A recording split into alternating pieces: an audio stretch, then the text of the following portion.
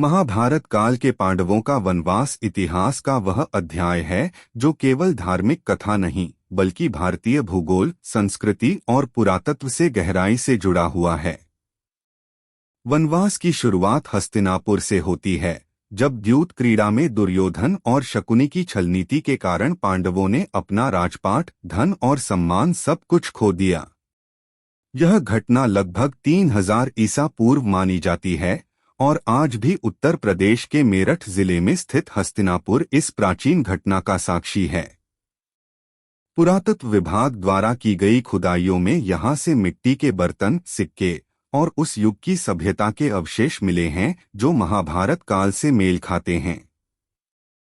वनवास की शुरुआत में पांडवों ने सबसे पहले काम्यक वन की ओर प्रस्थान किया था, लेकिन हस्तिनापुर से निकलने के बाद उनका पहला ठहराव वृंदावन क्षेत्र के समीप बताया जाता है, जहां आज भी कुछ स्थानों पर स्थानीय लोग पांडव टीले और पांडव सरोवर के रूप में उनकी उपस्थिति को मानते हैं। पुराणों के अनुसार जब पांडवों ने वन की ओर कदम बढ़ाए तो हस्तिनापुर के नागरिक उन्हें रोकते रहे, लेकिन धर्मराज युधिष्ठिर ने कहा था कि राज्य और धर्म में कभी समझौता नहीं होना चाहिए। यह विचारधारा आज भी भारतीय संस्कृति की आत्मा मानी जाती है।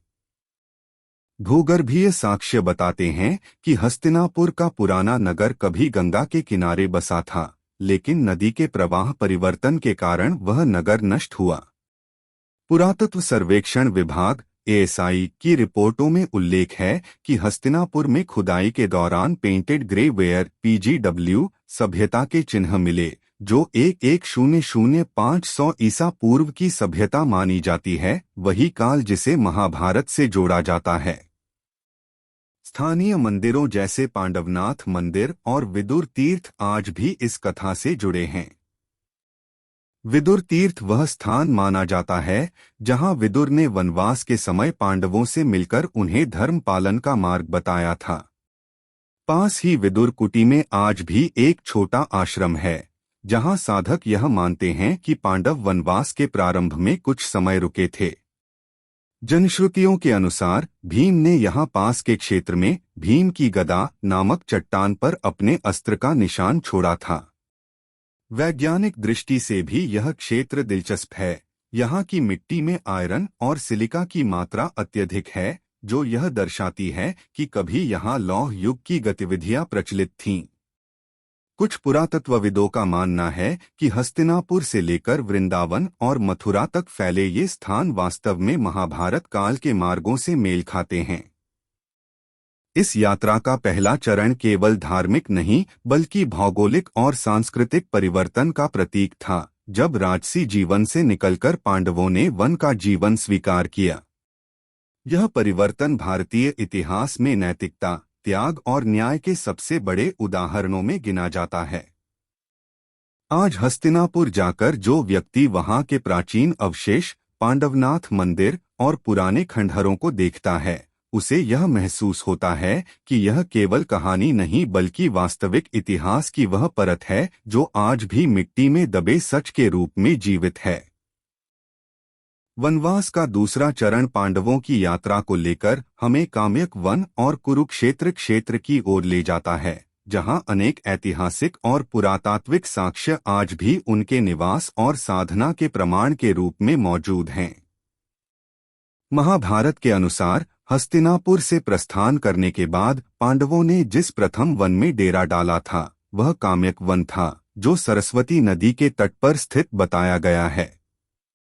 आज के हरियाणा और राजस्थान की सीमा के आसपास, विशेषकर कुरुक्षेत्र, पिहोवा और हिसार के इलाके में सरस्वती नदी के सूखे मार्ग के निशान मिले हैं।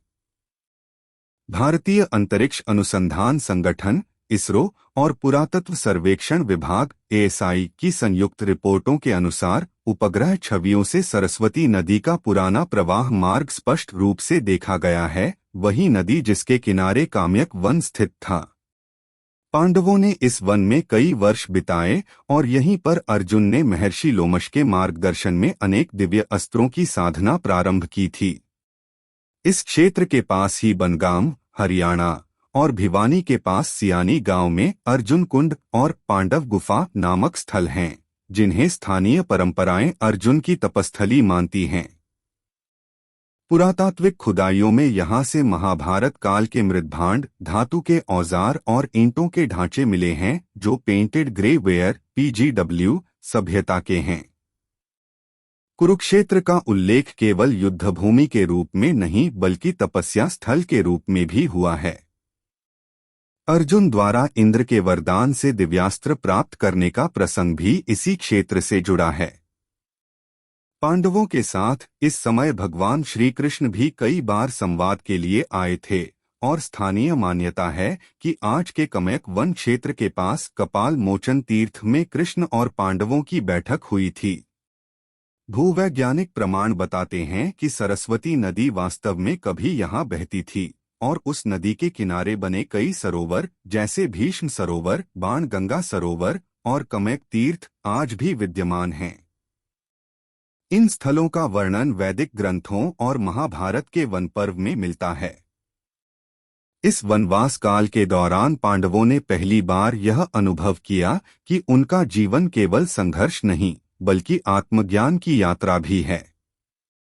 युधिष्ठिर ने इस समय महर्षि व्यास से धर्म, न्याय और सत्य के गूढ़ रहस्य सुने थे। इस अवधि में पांडवों के जीवन का सामाजिक और सांस्कृतिक प्रभाव इतना गहरा था कि आज भी हरियाणा के कई गांवों में त्योहारों और मेलों में पांडवों की स्मृति में विशेष आयोजन किए जाते हैं। वैज्ञानिक अनुसंधान बताते हैं कि कुरुक्षेत्र और इसके आसपास के क्षेत्र में पाई जाने वाली मिट्टी और जलस्तर में प्राचीन सरस्वती नदी के खनिज अवशेष मौजूद हैं, जो यह सिद्ध करते हैं कि पांडवों का वनवास वास्तव में इसी इलाके में प्रारंभिक वर्षों में हुआ था। काम्यक वन का यह अध्याय हमें यह दिखाता है कि भारतीय इतिहास केवल आस्था पर आधारित नहीं बल्कि ठोस भूगर्भीय और सांस्कृतिक प्रमाणों से जुड़ा हुआ है, जो आज भी पांडवों के पदचिह्नों को जीवंत रखते हैं। पांडवों के वनवास का तीसरा चरण उन्हें द्वैत वन और सरस्वती नदी के विलुप्त मार्ग की ओर ले जाता है, जो प्राचीन भारत के भूगोल और संस्कृति के अध्ययन में आज भी एक रहस्यमय अध्याय बना हुआ है। महाभारत के वन पर्व में वर्णन है कि काम्यक वन में कुछ समय रहने के बाद पांडव द्वैत वन नामक स्थान पर गए, जो सरस्वती नदी के दक्षिण तट पर स्थित था। आज के भूगोल के अनुसार यह क्षेत्र हरियाणा के फतेहाबाद, सिरसा और हांसी के आसपास फैला हुआ माना जाता है।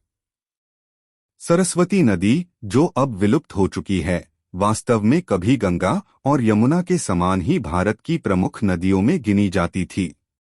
आधुनिक वैज्ञानिक अनुसंधान, विशेषकर इसरो और भूगर्भ सर्वेक्षण विभाग (GSI) की सैटेलाइट इमेजरी ने इस बात की पुष्टि की है कि थार मरुस्थल के नीचे और हरियाणा राजस्थान की सीमा के नीचे एक विशाल प्राचीन नदी की धारा मौजूद थी, जिसे सरस्वती माना गया है।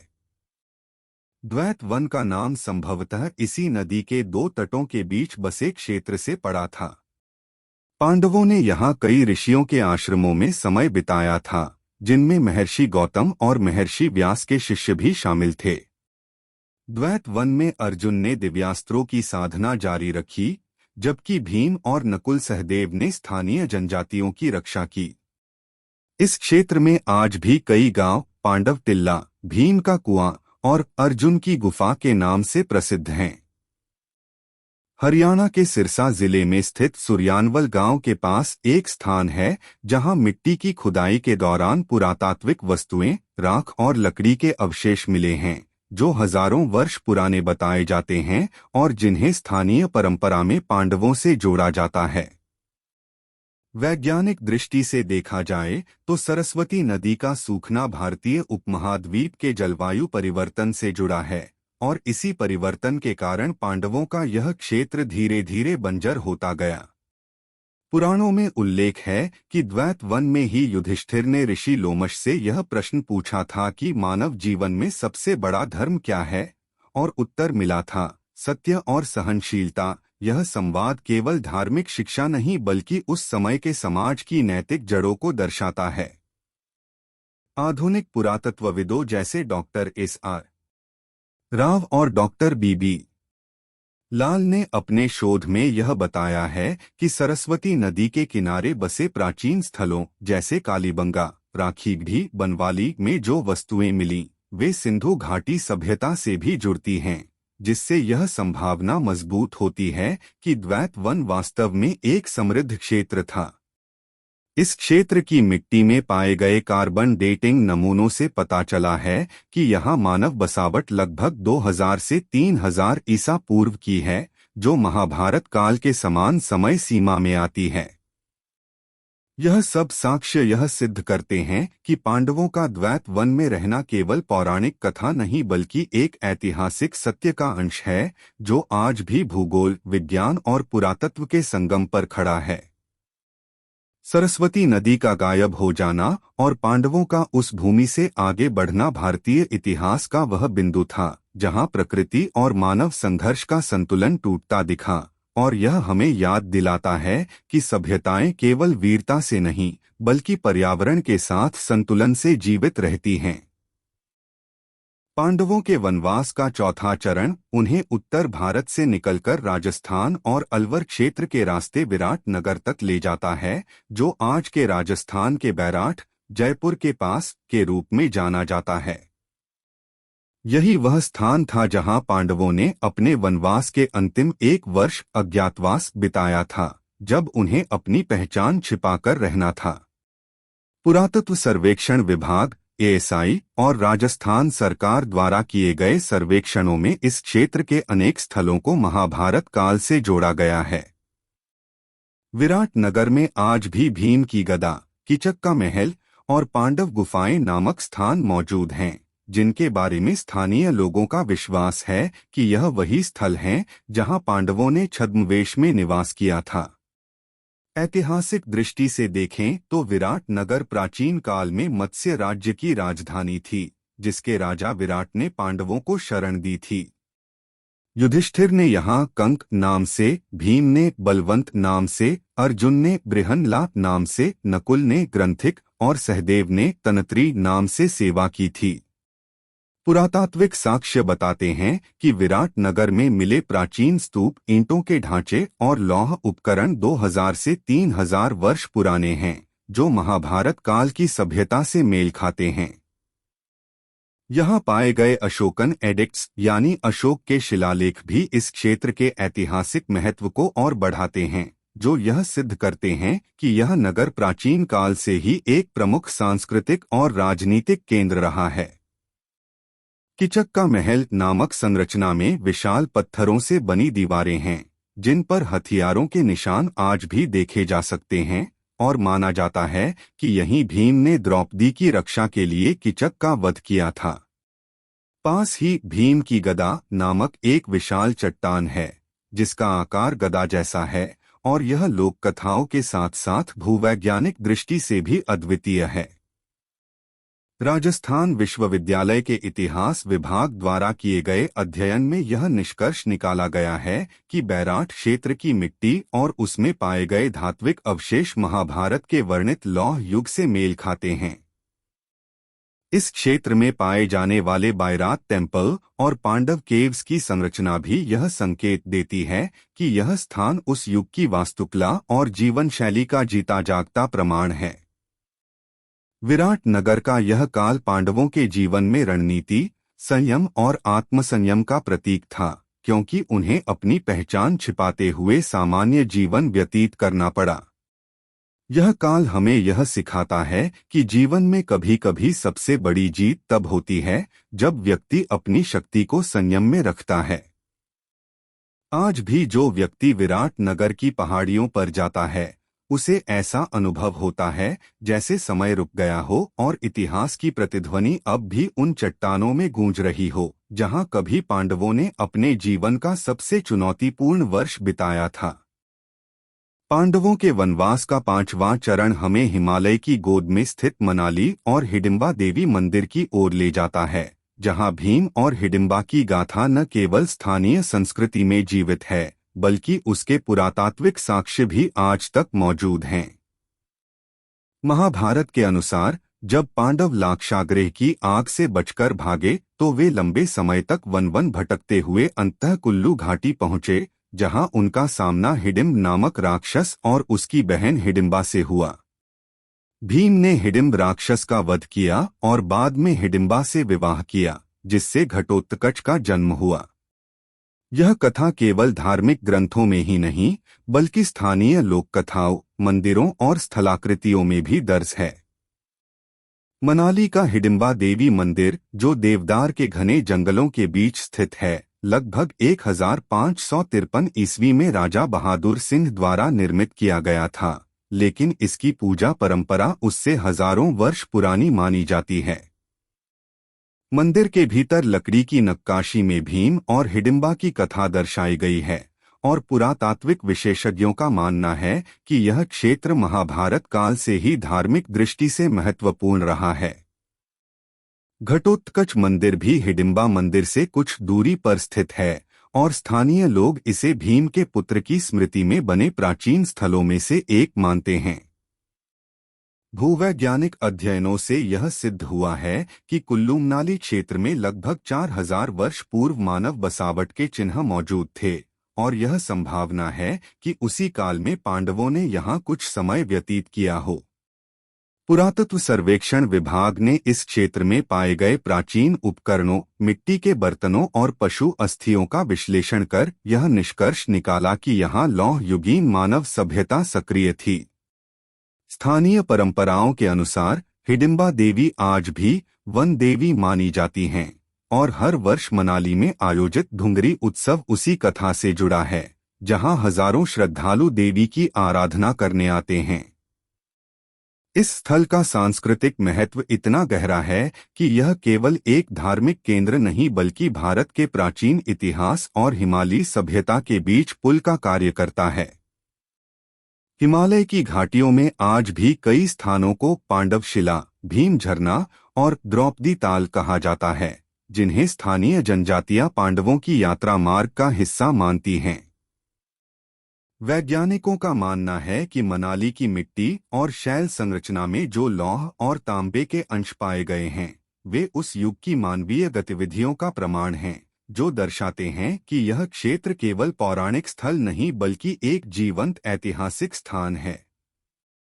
भीम और हिडिंबा की यह कथा इस बात का प्रतीक है कि पांडवों का वनवास केवल दुख और संघर्ष का समय नहीं था, बल्कि नए संबंधों, सभ्यताओं और परंपराओं के निर्माण का भी काल था। आज मनाली की हवाओं में, देवदार के पेड़ों की सरसराहट में और हिडिंबा देवी मंदिर की शांति में इतिहास की वह गूंज सुनाई देती है, जो यह बताती है कि पांडवों के पदचिह्न इस धरती पर आज भी अमिट हैं। पांडवों के वनवास का छठा चरण उन्हें हिमालय की ऊंचाइयों और धार्मिक रहस्यों की ओर ले जाता है, विशेष रूप से केदारनाथ से बद्रीनाथ तक के मार्ग पर, जहां आज भी उनके पदचिह्न और किंवदंतियों के साथ कई ऐतिहासिक स्थल मौजूद हैं।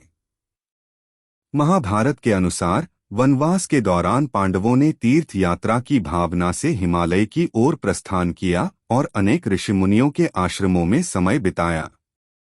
यह यात्रा उनके जीवन के अंतिम अध्याय से भी जुड़ती है, जिसे स्वर्गारोहण यात्रा कहा गया है।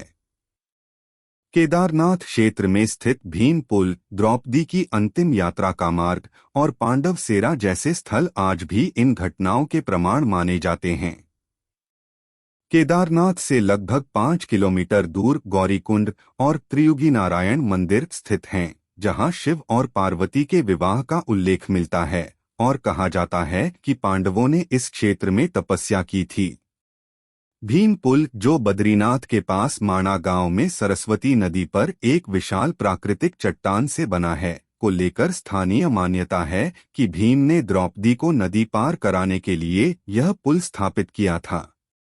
वैज्ञानिकों के अनुसार यह पुल एक विशाल ग्रेनाइट चट्टान है जो लाखों वर्ष पूर्व ग्लेशियरों के खिसकने से इस स्थिति में आई, लेकिन यह भी एक तथ्य है कि इसका आकार और स्थिति इतनी सटीक है कि यह मानव हस्तक्षेप की संभावना को भी पूरी तरह नकारता नहीं।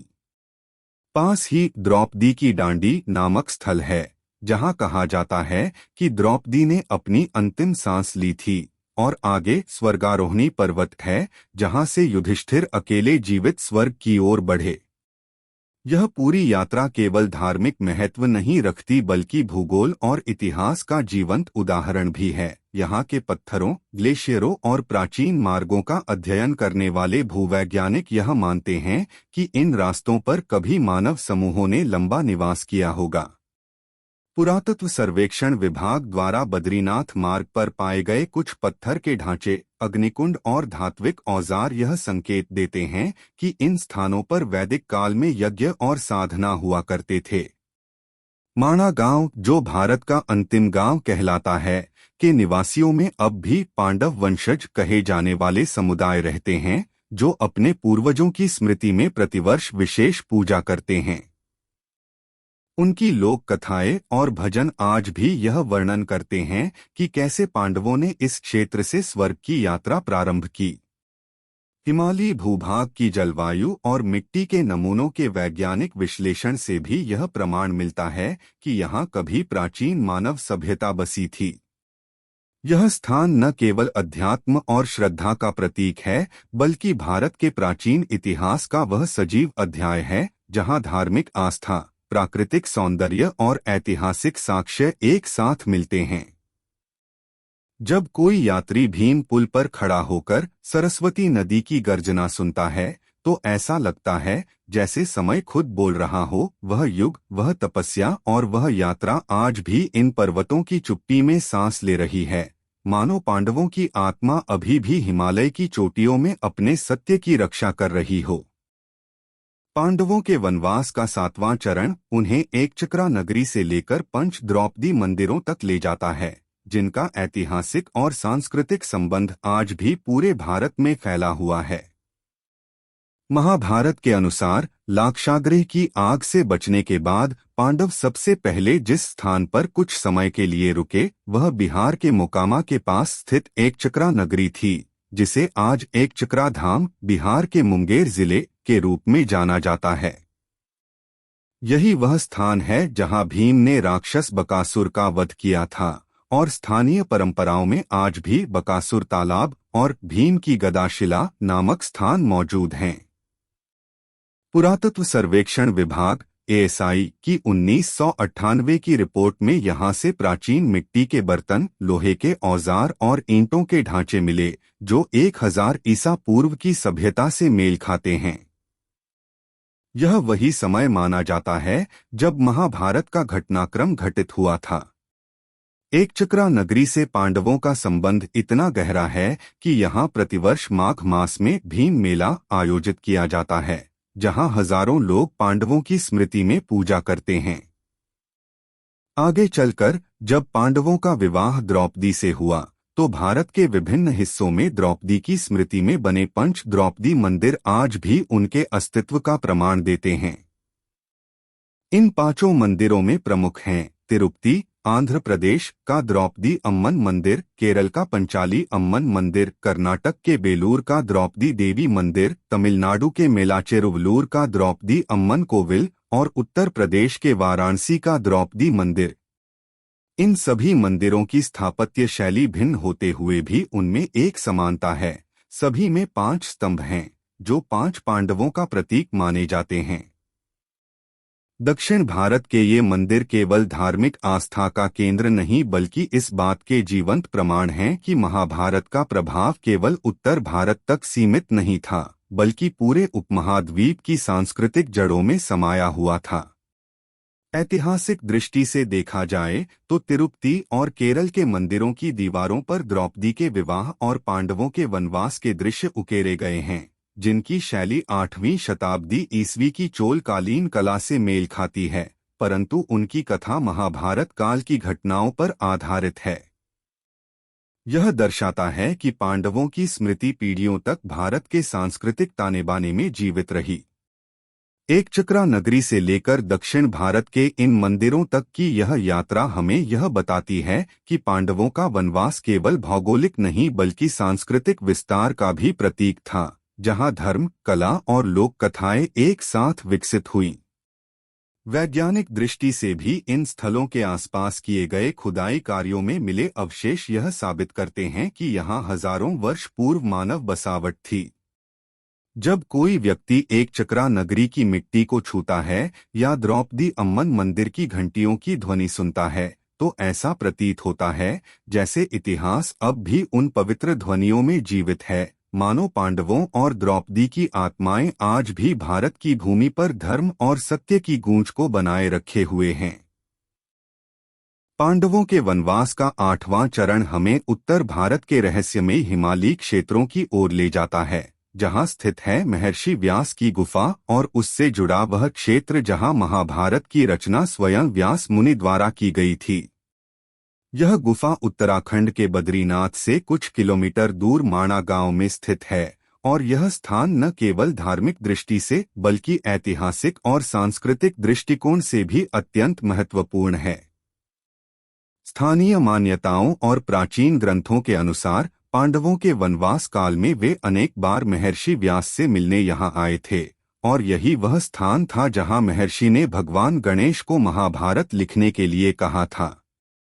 गुफा के भीतर स्थित प्राचीन शिलालेखों, चट्टानों पर खुदी आकृतियों और संरचनात्मक अवशेषों से यह संकेत मिलता है कि यह स्थल हजारों वर्ष पुराना है। पुरातत्व सर्वेक्षण विभाग एएसआई द्वारा की गई जांच में यहां के पत्थरों और मिट्टी के नमूनों की कार्बन डेटिंग से यह प्रमाणित हुआ कि यह क्षेत्र कम से कम 3000 वर्ष पुराना है। गुफा के पास ही स्थित गणेश गुफा, भीम पुल और सरस्वती उद्गम स्थल इन सभी घटनाओं से जुड़े प्रमाणिक स्थल हैं। माणा गांव के लोग अब भी अपने को व्यास वंशज कहते हैं और उनका विश्वास है कि उनके पूर्वज उन्हीं ऋषियों के वंश से हैं जो पांडवों के समय में यहाँ निवास करते थे। वैज्ञानिक दृष्टि से भी यह क्षेत्र अत्यंत रोचक है, क्योंकि यहाँ पाए जाने वाले शिलाखंड, फॉसिल अवशेष और ताम्र धातु के टुकड़े इस बात की ओर संकेत करते हैं कि प्राचीन वैदिक युग में यहाँ लौह और ताम्र सभ्यता का विकास हुआ था।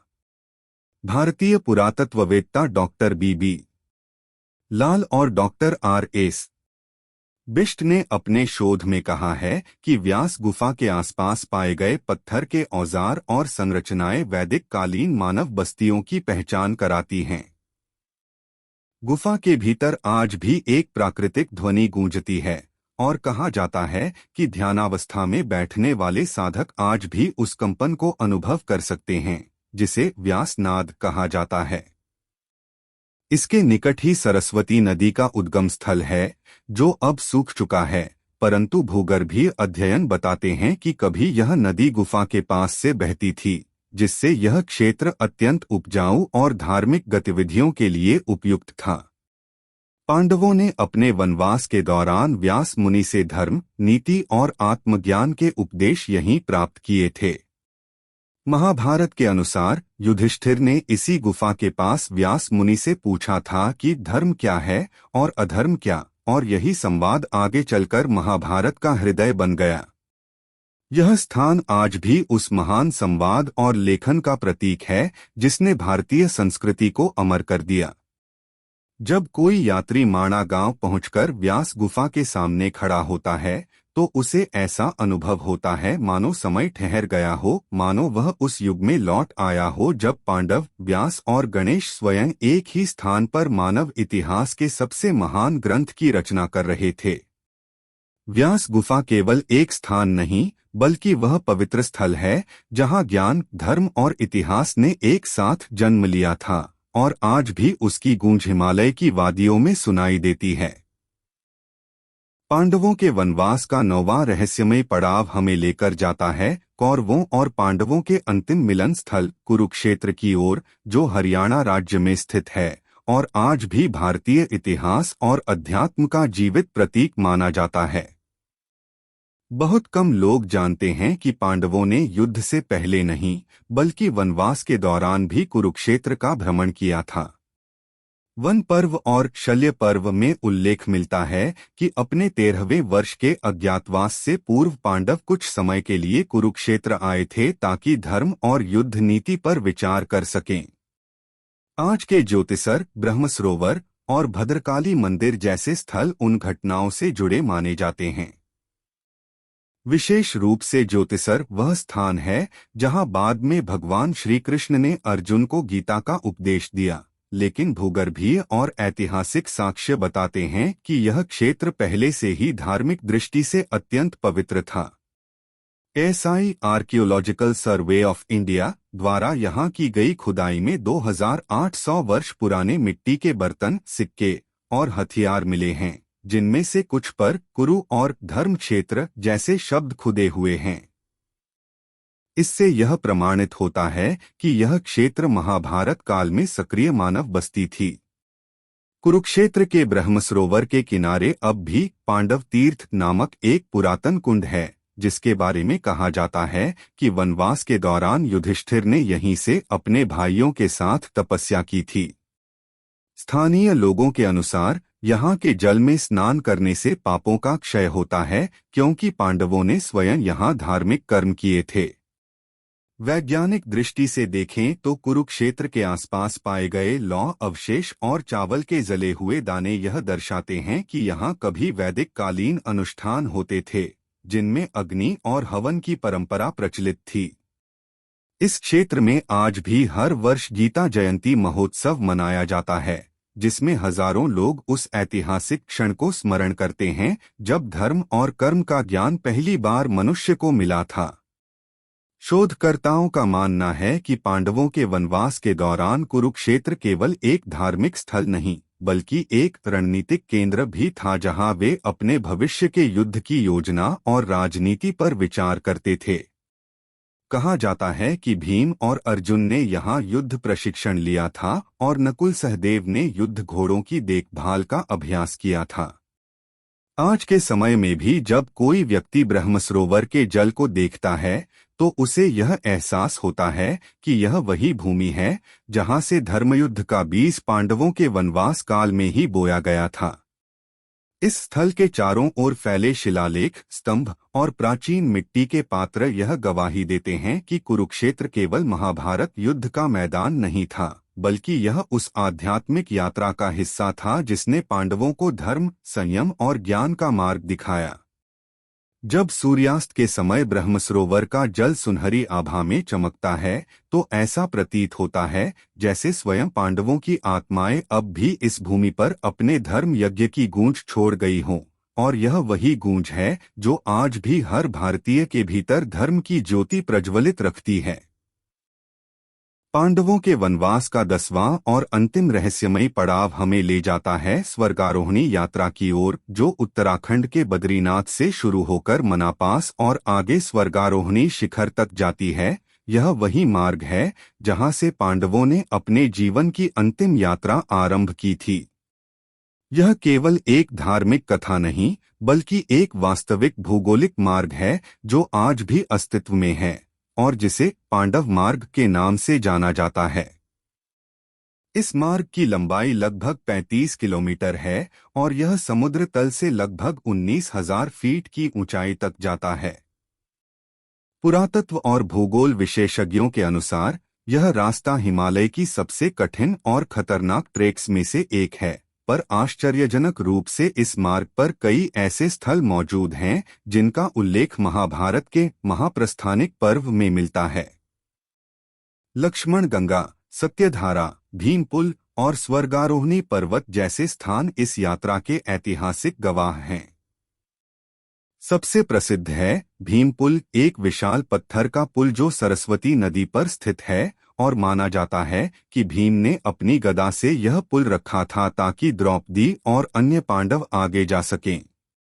आश्चर्य की बात यह है कि यह पुल किसी मानव निर्मित संरचना जैसा नहीं दिखता। भूगर्भीय अध्ययन बताते हैं कि यह एक प्राकृतिक ग्रेनाइट शिलाखंड है, परंतु उसका सटीक संतुलन और स्थिति मानवीय प्रयास की ओर इशारा करती है। इसी मार्ग पर आगे बढ़ते हुए सत्यधारा नामक स्थान आता है, जहां से एक मीठे जल का झरना बहता है, और स्थानीय जनश्रुति के अनुसार यह वह स्थान है जहां युधिष्ठिर ने सत्य के मार्ग पर चलने की प्रतिज्ञा ली थी। इस मार्ग पर आज भी कुछ ऐसे निशान और अवशेष पाए जाते हैं जो बताते हैं कि कभी यहाँ से प्राचीन मानव दल गुजरे थे। पत्थरों पर उकेरे गए पदचिह्न, ताम्र सिक्के और शिलालेख इस बात के प्रमाण हैं। भारतीय भूवैज्ञानिक सर्वेक्षण (जीएसआई) की रिपोर्ट बताती है कि इस क्षेत्र में पाए गए कुछ पत्थर और धातु के टुकड़े लगभग 2500 वर्ष पुराने हैं। वैज्ञानिकों का मानना है कि इतनी ऊंचाई पर इतने प्राचीन मानवीय गतिविधियों के प्रमाण मिलना यह दर्शाता है कि पांडवों या उनके समकालीन लोगों ने इस मार्ग का वास्तविक उपयोग किया था। स्थानीय निवासी आज भी हर वर्ष पांडव यात्रा करते हैं, जिसमें वे बद्रीनाथ से लेकर स्वर्गारोहिणी तक की तीर्थयात्रा पैदल पूरी करते हैं और इस दौरान हर पड़ाव पर पूजा अर्चना करते हैं। जब कोई यात्री इस मार्ग से होकर गुजरता है तो वह महसूस करता है कि यह केवल एक ट्रेक नहीं बल्कि आत्मा की यात्रा है, एक ऐसी यात्रा जो मनुष्य को कर्म, धर्म और मोक्ष के अर्थ से जोड़ देती है। स्वर्गारोहिणी पर्वत की चोटी से जब सूरज की पहली किरण गिरती है तो ऐसा प्रतीत होता है मानो स्वयं पांडवों की आत्माएं स्वर्ग की ओर प्रस्थान कर रही हों। यह स्थल हमें यह सिखाता है कि वनवास केवल कष्ट नहीं था, बल्कि आत्मज्ञान की वह प्रक्रिया थी जिसने पांडवों को पृथ्वी से लेकर स्वर्ग तक की यात्रा का अनुभव कराया। आज भी जब कोई तीर्थयात्री उस मार्ग पर कदम रखता है जहां कभी पांडव चले थे, तो उसे यह एहसास होता है कि यह भूमि केवल इतिहास नहीं बल्कि जीवित प्रमाण है उस युग का जब मनुष्य ने धर्म, त्याग और मोक्ष का सच्चा अर्थ समझा था। और यही स्वर्गारोहणी रहस्य पांडवों के वनवास की सबसे महान और अमर गाथा बनकर आज भी हिमालय की गोद में गूंज रहा है।